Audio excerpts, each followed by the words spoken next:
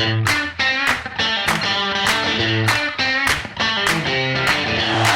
be up to the offensive line. No, Prince's going to throw for it. Got to get it off. They go for the ball game. Touchdown! Touchdown! Michael Jenkins! Holy Buckeye! Tebow straight ahead into the end zone, and the Gators have put this one on ice.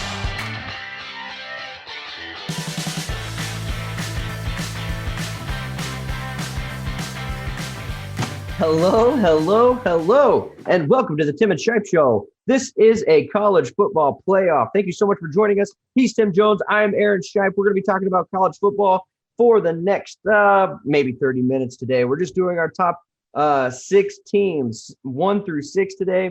We've been doing the top 12 because we are anticipating a 12-team playoff. So if you tuned in a couple days ago, we did 7 through 12. Today we're going to do 1 through 6. So hang on. It's just a few minutes. We're going to break down the top 6 teams, and I hope you enjoy it. Tim Jones, how you living, brother? Hey, man, I'm great. I am really excited for the upcoming weekend. It's going to be a great time of college football. Finally, full on back. Full on back. Stands in the fans. Couldn't be more excited. This is going to be a really good season. A lot of fun college football coming up. And, man, a lot of question marks with these top 6 teams. A lot. There are some that have solidified quarterbacks on my list, and some who are breaking in brand new ones. So without further delay and ado, let's get to it. I'll give number 6 here. This may surprise you, but I'm putting Oklahoma as my number 6 team. Okay. And that is strictly based on my lack of confidence in Spencer Rattler. I know a lot of people have him number 1 on their Heisman watch list. A lot of people are giving him a lot of credit, but he got pulled from games last year because he couldn't perform. And so with him, this is his second year in the program. Lincoln Riley does great with quarterbacks. I know all of this, but I'm still not a strong believer in what Spencer Rattler can do. Wow, that's a interesting take. Mm-hmm. You are in the minority, I would say, with that choice. Have you seen his brand, his SR with the snake? No, I haven't. Yeah, that alone earns him a top 5 in the Heisman as of right now. Oh, yeah, is that right? Boy, name, image, and likeness. We did our episode on this a week or so ago, and it's here to stay. Quinn Ewers signed a $1 million deal, got a new truck as an incoming freshman. This is all go right now. It's going to be interesting. What's the phrase? Rolling at all cylinders. What is it? I don't know. There's a phrase out there. Somebody help me. I'm not sure. Anyway, Spencer Rattler, quarterback. Firing on all cylinders? Is that firing what you're at all? Yes. Thank you. Golly. Okay. Anyway, so strength of schedule. Remember my 3 categories, my 3 criteria here: quarterback, strength of schedule, and who's your coach. These are what I see as the 3 most important things that a football team can have.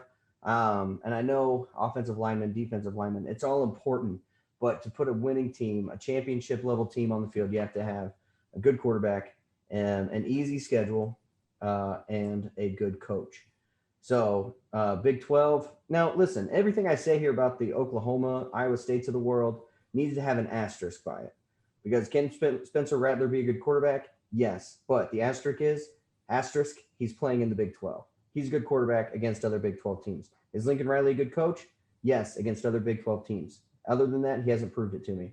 So everything here, there's an asterisk. Even when I have labeled their tough games, Nebraska, Texas, Iowa State, these are tough teams because they're in the Big 12, not because they've earned it.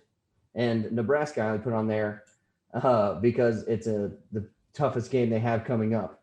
And they just got embarrassed by Illinois. So, yeah, not a lot of confidence in the Big 12 or in Oklahoma this year.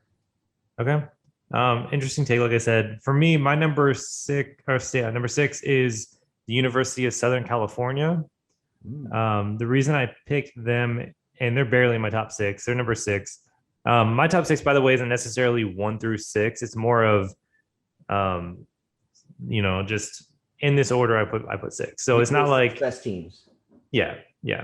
And, we'll see. But USC I put in here only because I think their schedule is ridiculously easy. Yeah. They have Slovis returning as their quarterback this year. He was okay last year. I think he ranked like 50th in passing. He wasn't great, but he has a chance to really step up this year. I don't expect them to be in the playoff this year. They would have been in future years, but right now I just look at their schedule and it's like, who do they play? Stanford. I mean, that's their tough. Utah, I guess, and Notre Dame are the three games that could potentially be a risky one. But I told you already, I don't think Notre Dame, in our last episode, I don't think Notre Dame is making the playoff period. Like, I don't think they are a top 12 team because I think their schedule is a little bit more difficult. They're playing a lot of the teams on my top 12. So that for me bumped them out of the running for that. And I think USC will beat Notre Dame and be in the top 6. Wow. Bold takes. I told you I don't like USC. No, South Carolina. Yeah. No. Yeah, Southern California. Southern Cal. Yeah, USC. USC. Oh, why was I thinking South Carolina? Whatever. No, not South Carolina. Yeah. USC, prove it to me. You know what I mean?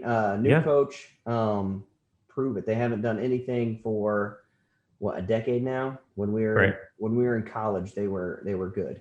Since then, they have not been good. So really a little more than that, honestly. But yeah, I do. Like I said, I did it by default because I don't think that somebody in the Pac-12 has to be okay. That's how it always works in that conference. Oregon. So I'm picking them. You think they're better than Oregon? Yes. False. But they don't even play each other during the regular season. So, that's why. Okay. And Oregon's going to lose to Ohio State, so they're already going to be irrelevant after week 2. Hey, thanks, man. Yeah, you're going to lose big, right? Yes. I don't have any faith in Oregon. Talk about show me. Yeah. Like that team. Right. Yeah, they're in the top because of what they did in 12, 13, and 14, not because of what they're doing now. Yeah. Okay, number 5, in no particular order, Tim. Number 5 for me, I put Ohio State. Okay. And here's why. Ohio State, and again, this isn't necessarily they're my 5th overall, but because of all the teams we're going to mention, they might have the least amount of experience coming back in college in the top 12 teams. Their best player with a lot of experience, in my opinion, would be Chris Olave. Do you agree with that? Yeah.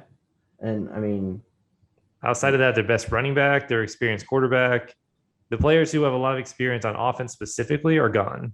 So not that they didn't replace them with talent, but experience matters in college football too. Okay. I mean, I'm going to get to Ohio State later for me, but returning 5 of the biggest, most athletic offensive linemen in the country. Okay. I guess when I said offense, I was talking about playmakers, not offensive line. I didn't realize that was a bold take for you.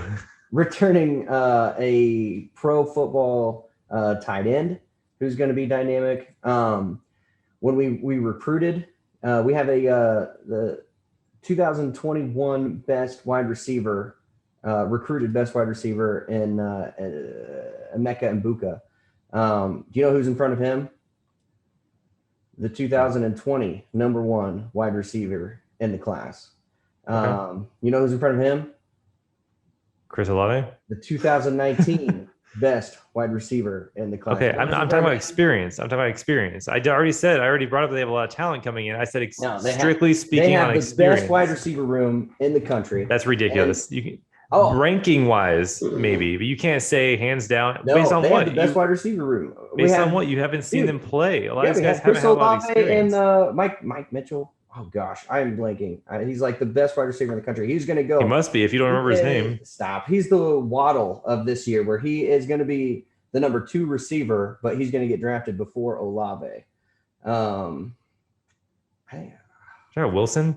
Garrett Wilson. Oh my gosh, Garrett Wilson. Yeah, he is the 2018, 2019 number 1 wide receiver in the class. Garrett Wilson will get drafted before Chris Olave. He's a better wide receiver. He's twitchy, and he's started every game last year. He played every game, not every game, but he played a lot in his true freshman year. He's dynamic. He's the best wide receiver we have on the team. And then again, not talking about talent. I already said that. I'm talking about strictly on experience. This guy. You have 2 receivers who have really played.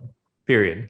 How many rushing yards does your best returning running back have from last year? Well, there's a 3-horse race right now, and I don't even think the guy. The answer is 86. 86 total rushing yards. Yeah. For your return. I'm talking experience again. You're talking about talent. I'm talking about experience. We're having 2 different conversations here. Yeah, but I think you're wrong in the fact that you're basing your ranking or your, when we get to number 1, who's going to be your number 1 team? I can't tell you that now. It's going to be Bama. So this is number 5. You say this is in no particular order, but I believe that in some sort of another, you put this in an order. No, it's really not. It's really not in order. All right. But Ohio State, we have a 3-horse race at running back right now. Mayan Williams, Master Teague, and Travion Henderson, I think is his name, but I could be totally wrong on it. I hate that I'm doing so horrible today with these names. We're ahead of. We're not on your timeline yet. You're not ready for your notes on the. I mean, you're not on them yet. So I get it. That's fine. Again, I guess, and honestly, I wasn't considering Master Teague. I didn't think he had a shot of getting that starting job. I can be wrong. Everyone, I could be wrong. In Ohio State world, this is probably for our lead-up episode to the game on Thursday, but everyone in Ohio is waiting for Master Teague to get passed up. He split carries last year up until the end of the season where Trey Sermon took off, but he got as much experience as you could in the season that Ohio State had last year, if that makes any sense. Yeah. And until Trey Sermon took off, they were splitting carries. So you had Master Teague, who probably won't. I mean, he might start. He'll get a lot of carries, but everyone's waiting for him to get passed up.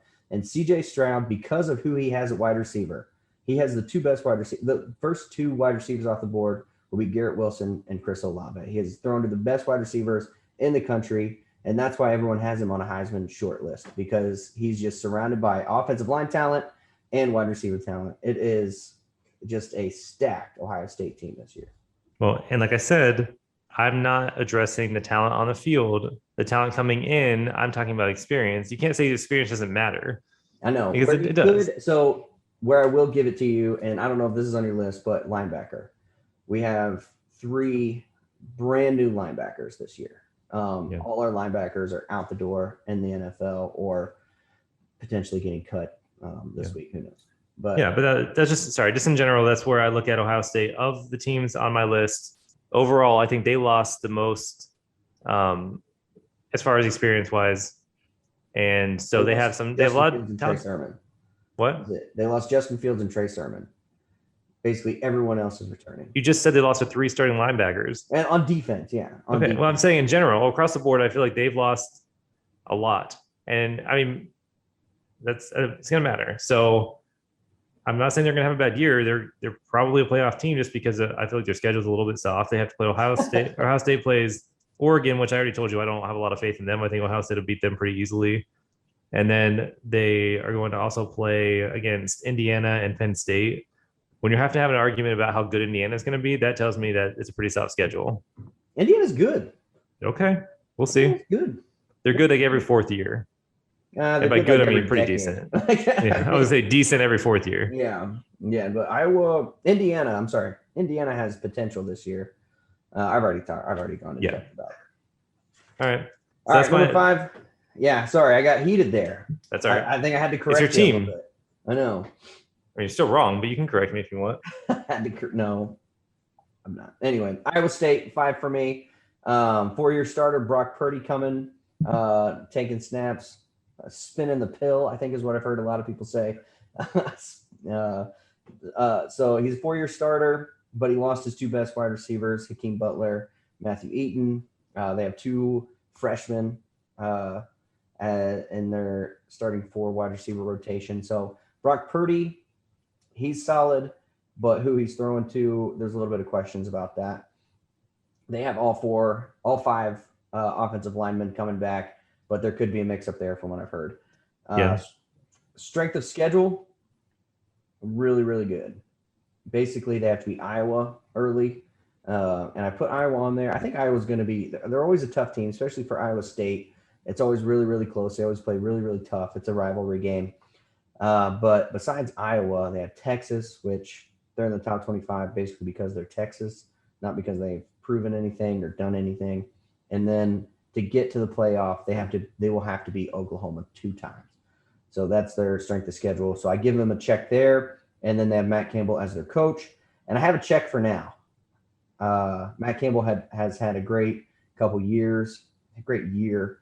And so Iowa State, as far as right now, they check all the boxes for me.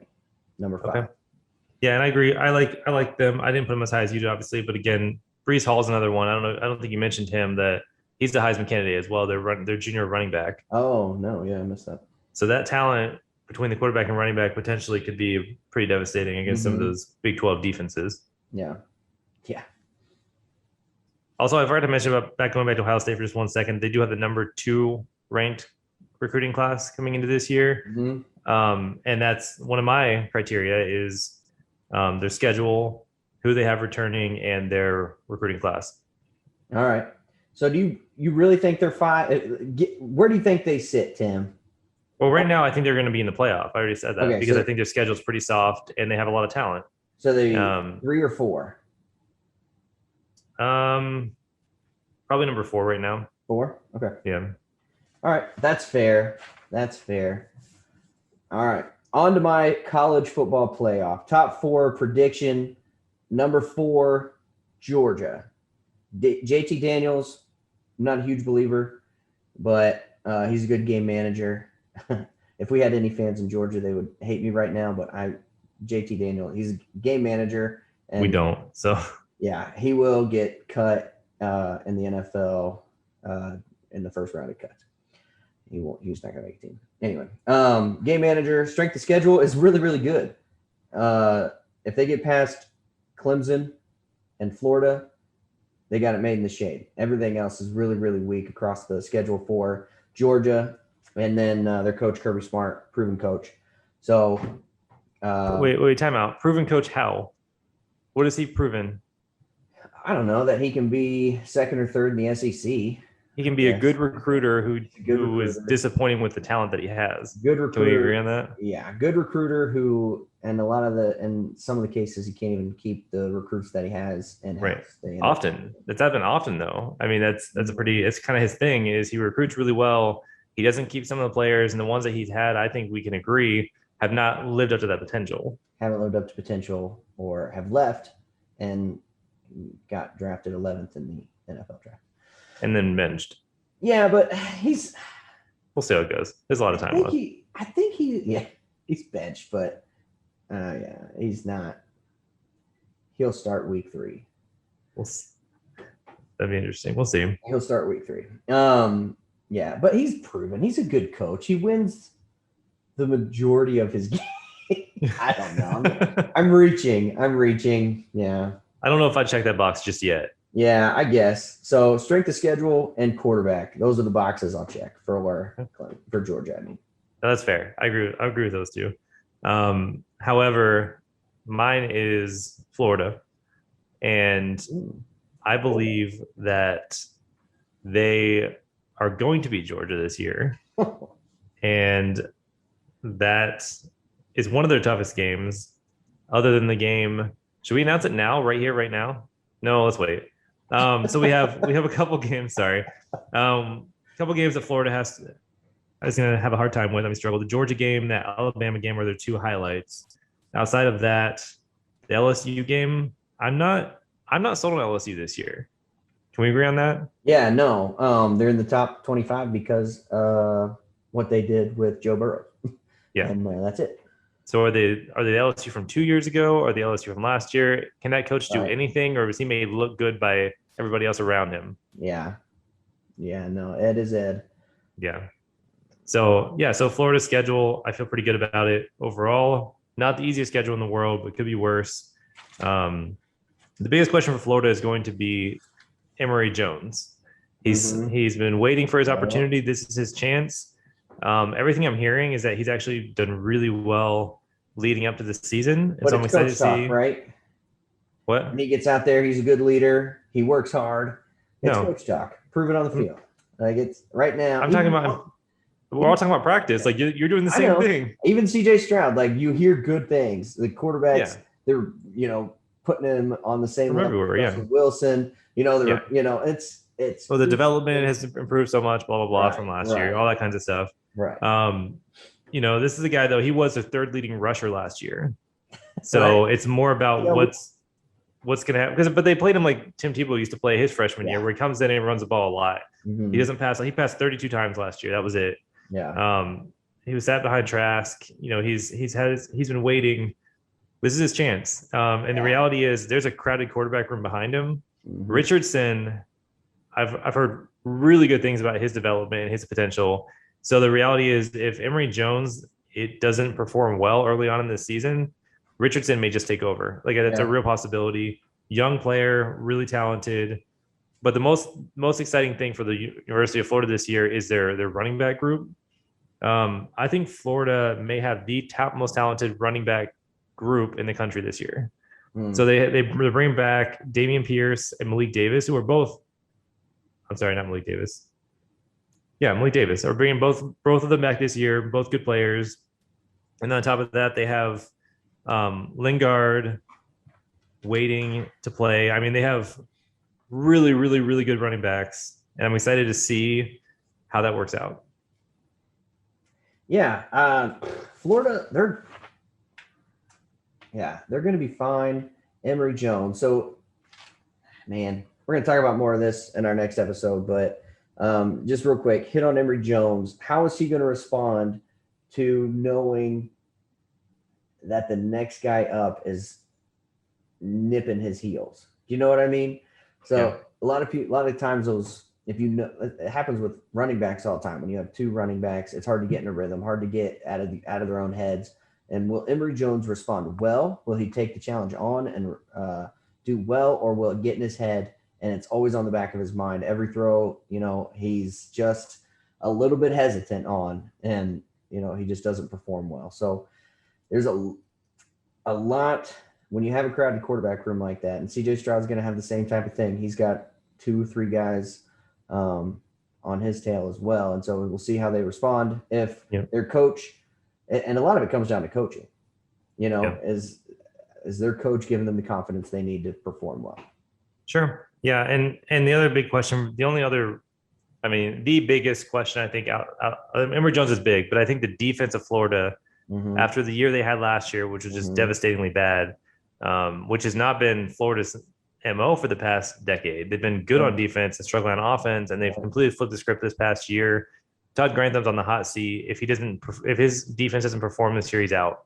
And I don't think it's a question. It's a guy who 2 years ago, there were several NFL teams who were trying to get him. Yeah. And he decided to stay. This past year was not good for him and that defense. And so I'm really excited to see how they've made adjustments and how they're going to be improved this year. Man, having a full off season, spring and everything, we're going to see a huge difference in defenses this year. I really strongly believe that. I agree. All right, number 3. Let's keep this train rolling. All right, my number 3 is Oklahoma. Oh. And you don't like Spencer Rattler. I don't. I do. I think he was a freshman last year. I know. So very young player, but you want to talk about what have you done for me? What have you shown me? Like, right. Look at his coach. I mean, that's something where they have been consistently on that list of Heisman candidates. Almost just like rotate them through. I mean, it's just unbelievable. They have the 13th ranked class this year, but they're bringing back Rattler, and I just think that they have a pretty soft schedule, which you already kind of touched on that. So I don't have to go any further into that, but basically they kind of I feel like they're going to kind of coast through this conference. I think Iowa State's going to be the best game they play all year. The most exciting game against them. That may be the upset, because typically Oklahoma does have that one upset game, but with the understanding that they could potentially play them again in the conference championship. Right. That's what always happens, is they play their only good game twice. Yep. Yeah. Oklahoma. I'm not a believer in Spencer Rattler yet. It's not that I don't like him. I mean, I'm sure he throws a great ball. I don't know. When I look at him, I don't see a great leader. And you got to be to play quarterback in the NCAA. Yeah, well, we'll see. We will see. Who do you have? I have Clemson Tigers. We got DJU, DJ Ungalulawali. I'm trying it. Just his name is just DJ. That's it. DJU, quarterback. So a lot of people, I saw him at number 2 on the quarterback list, and that's because of his size and how well he did when Trevor Lawrence went out last year. He didn't have to play mop-up duty. He had to play real quarterback duty, and he reminded me a lot of Haskins when he had to come in against Michigan in 2019, I think it was. 2018, when he had to come in against Michigan and come back from behind and win that game and just show everyone what he had. And that's what DJ looked like last year when he had to come in for Trevor Lawrence. He just looked the part. And I really like DJ, and I have him number 1 on my Heisman this year. Strength of schedule, Clemson, check. Obviously, they have Georgia week 1, and then they can basically put it in cruise control until the ACC championship, and they can probably put it in cruise control in the ACC championship. So even if they lose to Georgia, I still believe they'll be in the college football playoff because of the SEC, Big Ten, the teams, the conferences with real teams are going to cannibalize themselves and leave Clemson in the college football playoff, 1 or 2, depending on how it goes against Georgia. Dabo Swinney, he is a proven coach. He's done really well, recruited well, coached up his players well. And so I am a believer in Clemson. All right. And pretty much they had the number 7 recruiting class in the country this past year. And other than that, they were my number 2, and I have nothing else to add because you're spot on with them, basically. Thanks, man. You're welcome.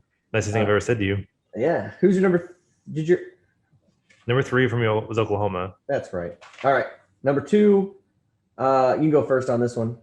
Clemson was my 2. Oh, okay. Yeah, that's right. Ohio State, number 2 for me. And I've talked pretty extensively. Oregon, Indiana, Penn State. Those are the big games. No, I'm not putting Michigan on there. And I'm not going to call them the team up north because Michigan's just not. They're on the same level as, I don't know. Indiana's beat us more than they've beat us in the last decade.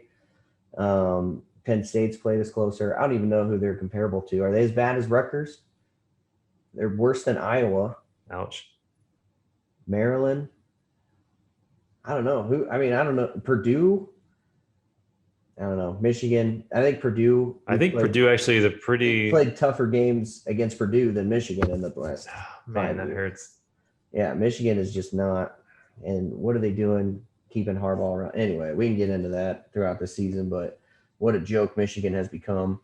CJ Stroud, strength of schedule, Ryan Day, check. CJ Stroud's a question mark, I will say. He has yet to take a snap or throw a pass. Well, he's taken a snap. He has yet to throw a pass in college football. He has yet to play in front of fans in college football. So question mark for CJ Stroud, but I am a believer. I think he's going to be really, really good because I believe in the talent that's even behind him. And for him to beat those guys out says a lot about who he is as a leader and as a passer. Very good. But don't give too much away yet because we still have another episode before the season actually starts. I know. We got one more. Our season. We know what I mean. I know what you mean. All right. And who's your number 1? Bama. Strength of schedule, check. Miami, Florida, LSU. Coach, check. Nick Saban. The question mark is Bryce Young's for the same reason that CJ Stroud is a question mark. I believe in the talent. I believe in the talent around him, but he has yet to throw a pass. So still a question mark. Week 3, I'll probably be singing a different tune about him. Yep. So, and I will say, I think that as far as talent lost, I think Alabama would be comparable to Ohio State as far as what they lost and are not returning. So I need to make sure I bring that up to be fair and consistent. Their top 3 performers are all gone. So that's going to hurt. But again, they're another team that number 1 recruiting class in the country last year. And schedule, I would say of these teams on our list, they might actually have the hardest schedule because they do play. I mean, if you want to call Miami a tough game, I guess. I don't know if I would totally, but Miami's you never know. Level as LSU. I think that's fair. I think Florida's a tier above Miami and LSU this year, but I think that's going to be their toughest game. So outside of that, I think they kind of run the table pretty easily. Auburn's always a tough rivalry for just not a tough, but a rivalry game. So that could be a little more interesting, but I still don't think it's going to be close. Yeah. So we'll see when we get closer, like what Auburn actually is. But I think that their schedule is fairly manageable. Yeah. And yeah. Strength of schedule, Miami, Florida, LSU, and depending on Auburn. Now, keep in mind, ladies and gentlemen, this is our preseason. This is going into the season where they were last year, where we think they will be this year. This is going to be so fluid. I think the top 6 will be top 3, 4. I think will be relatively static, but the rest of the top 12, I think, is going to be very fluid. I wouldn't be surprised to see A&M falling off, Oregon on my list at least, Oregon falling off, Indiana, Florida. You just don't know what they're going to do on the field, especially after such a wild season last year. Who's going to really be able to make their improvements on the offseason? Who's going to do what they know they can do? So much in question leading up to this college football season. Yep. And so we'll probably come back to this at some point during the season, a couple different times during the season. I don't know if we'll always do 12. Maybe if we just start doing, just kind of our top 4 at least periodically. Yeah. So it's exciting though. I mean, we're finally here. We're almost at the point of like, let's actually do this as full on football minus the little teaser of the week 0. Yeah. Yeah. Whereas really the only takeaway from week 0 was that Frost has got to go, and Nebraska is, yes, they are that bad this year. Yes. So that was your takeaway from week 0, and that was our final preseason next week. Tune in a couple days and check out our first episode of the season, our first real episode of the season, where we do our picks against the spread, where we do our weekly breakdowns. All the fun things that you've come to know about the Tim and Shipe Show are coming up in just a couple days on our first episode of the season. We'll catch you then. Go Gators.